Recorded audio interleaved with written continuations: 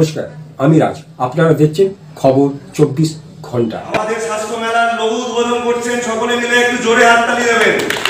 আমাদের কনসেপ্ট হচ্ছে one health healthy Bengal. লোগোর একটা মানে থাকে এবং লোগোর তলায় আমাদের যে স্লোগানটা রয়েছে বা ক্যাচ লাইনটা রয়েছে সেটা হচ্ছে ওয়ান হেলথ হেলথি বেঙ্গল। এখন পুরো বিশ্বে ওয়ান হেলথ কনসেপ্ট চলছে। ওয়ান হেলথ কনসেপ্টটা হচ্ছে শুধুমাত্র মানুষ নয়, পশু পাখি প্রাণী উদ্ভিদ পুরো বিশ্ব বাস্তুতন্ত্র নিয়ে হচ্ছে ওয়ান হেলথ কনসেপ্ট। এরা একটা কোনো জায়গায় যদি গন্ডগোল হয় বা কেউ অসুস্থ হয় তাহলে পুরো বিষয়টা নষ্ট হয়ে যায়। সেই জন্যই আমাদের কনসেপ্ট হচ্ছে ওয়ান হেলথ হেলথি বেঙ্গল। আমাদের শহর, আমাদের বাংলা, আমাদের পশ্চিমবঙ্গকে আমরা আরও স্বাস্থ্যক্ষেত্রে এগিয়ে নিয়ে যাওয়ার জন্য এই কনসেপ্টটা রেখেছি। আগামী মে মাসের 23 থেকে 25 তারিখ শুক্রবার থেকে রবিবার পর্যন্ত নর্থার্ন গ্রাউন্ডে দুপুর 2টা থেকে রাত 8টা পর্যন্ত এই স্বাস্থ্যমেলা হচ্ছে।